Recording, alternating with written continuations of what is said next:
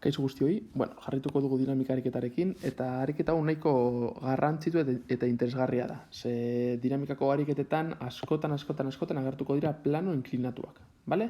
Orain arte egin ditugun planoak esan dira guztiak horizontalak, inkluso egin dugu baten bat plano ebaki bat, zinetan kutsaren bat polea baten bitartez jausten ari zen, baina ez dugu inoiz egin plano inklinatu bat. Hau da lehenengo aldia, eta oso garrantzitsua da ulertzea. Beraz, hau da proposatzen diguten ariketa. Ematen digute gorputzaren masa, bai? Ematen digute baita ere plano o inklinatu honek zenolako angelu daukan, bale? Angelu hau zenbatetan diago izan, orduan eta zorrotzago izango da, bai? Angelu hau, imaginatu, angelu hau 0 bada, izango genuke berriz ere plano horizontala. Angelu hau 90 gradu bada, izango genuke plano guztiz vertikala, bale? 30 gradu, horrelako zerbait. Eta eskatzen digute kalkulatzeko zein den gure gorputzaren azelerazioa, eta baita ere, gainazalak gure gorputzaren gainean egingo duen indarra. Normala, hain zuzen ere. Bale? Hau egiteko jarraitu ditugu beti jarretzen ditugun pausuak. Ikusten dugunez, lehenengo pausuan egin behar dugu indarren diagrama, bai? Joan gara galdetzen gure buruari ea indarrak ekartuko diren edo ez. Lehenik eta bain pisua. Nola gure gorputzak masa daukan, pisua marrazten diogu goratu, pisua beti bera egin behar duela. Kasu honetan, horrela.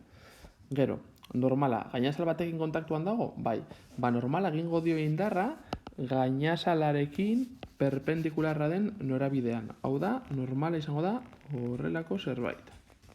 Ikusten duzuenez, normala eta pisua ez daude norabide berdinean, eta hau da lehenengo ariketa zein eta nori gertatzen den.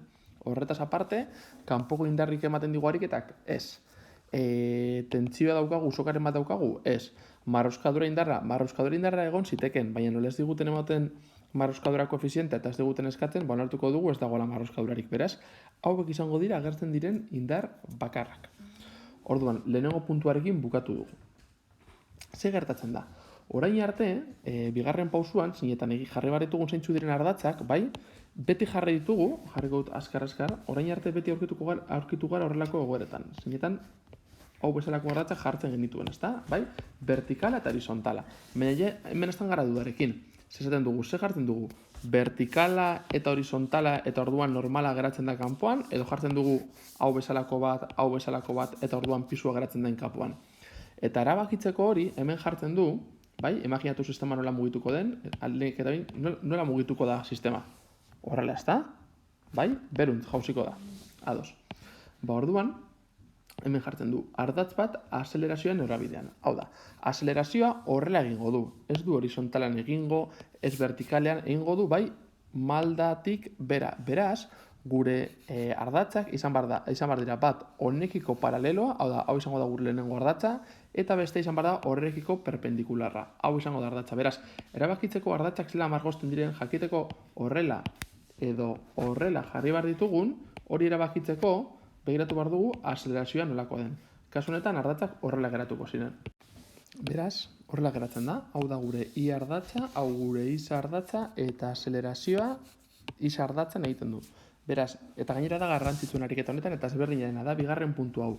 Orain ez ditugu ardatzak vertikalen eta horizontalen hartu behar. Baizik eta ardatz bat egon behar da azelerazioaren paraleloan eta bestea perpendikularrean. Nire ustez hori da garrantzitsuena ariketa honetan.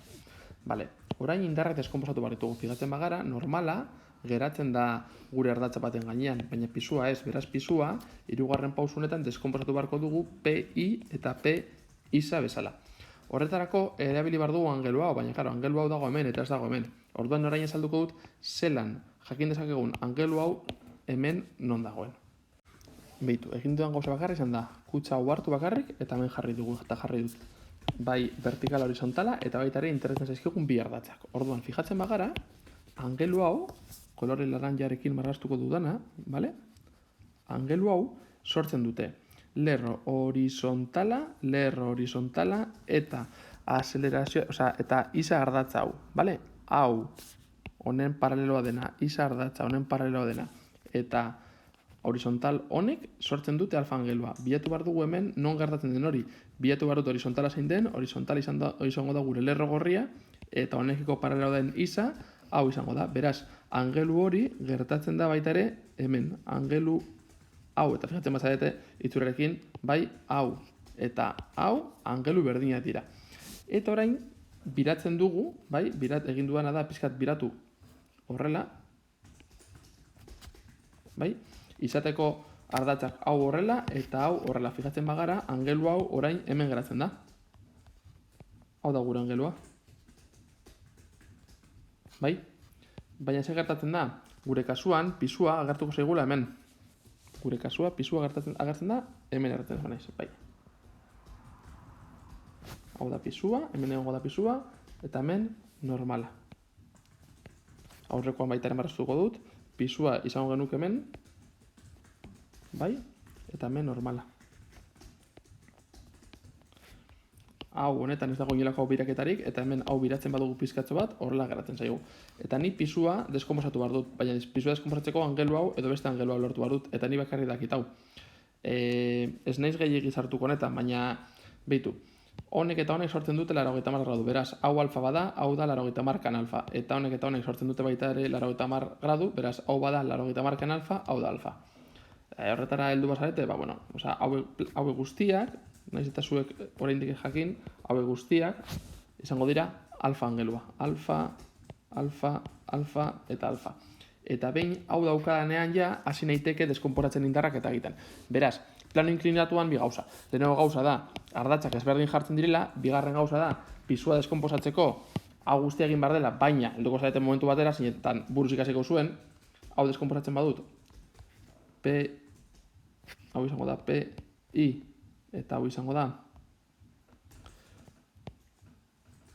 P isa, ikasiko zuen, P isa dela P bider sinu alfa, eta P I dela P bider kosinu alfa. Normalean, isa kosinuarekin agertzen da, eta I sinuarekin, hemen aldatu egiten dira. Vale, beraz, ez baduzue prozesu ulertu, hobetu ulertzen baduzue, baina ez baduzue ulertzen, gutxi gora bera hau ikasten baduzue, horrekin lortu dezakezue. Baina, claro, prozesu ez baduzue ulertzen, gero beste angelu bat ematen dizuete, eta ez daukasun modurik, bale? Baina, hau da garrantzitsuena. Orain sortzen ditugu gure bi ekuazioak, bai? Isa ardatzan eta I ardatzen segeratuko den, isa ardatza eta I ardatzean.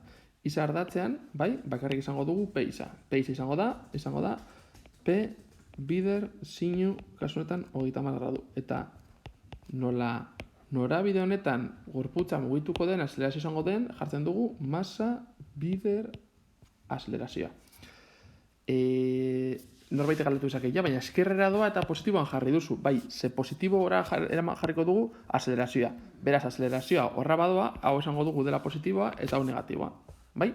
Beraz, orain eskerrera da positiboa eta eskumara da negatiboa. Zergaitik, azelerazioa eskerrera doalako. Vale. Eta vertikalean, esango nuke positiboan jarriko dugu gora joaten dena, N, eta negatiboa bera joaten dena, PI dela P kosinu 30 gradu. Nola ardatz honetan kutsa ez den saltoka joango baizik eta gainazelarekin kontaktuan etengabe, hemen jartzen dugu 0 izango dela bere azelerazioa. Hemen dugu bi ekuazioak eta hauek ebatzi barritugu jakiteko zeintzu diren azelerazioa eta normala. Beraz, bi ekuazio hauek ditugu, P ordezkatzen badugu bere balioarekin, MG-rekin, horra gertzen zaigu M-ren balioa dakigu, alfaren balioa 30 dakigu, beraz sinu eta kosinu dakigu, eta hau horrela geratuko da balioak sartzen baditugu.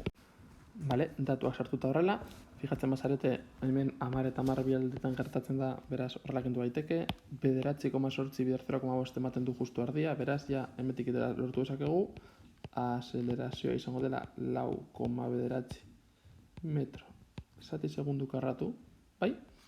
Eta, gauzatxo bat akarrik, fijatzen bazarete, ez ezagun bakarra hemen hau da, eta honetan hau, beraz, ekuazio bakoitzen ezagun bat daukazu, beraz, azeitezkete edo emetik, eta berdina da. Eta hemen, normala izango da 88 bider 0,87. Eta honek ematen du 84,87 newton. Hau da, normalaren balioa. Bideoa gustatu bazaizue, suskribatu kanalera bideo gehiago ikusteko, eta Twitter bidez edo iruzkinetan eskatu gai berriak eta ariketa berriak. Eskerrik asko eta agur.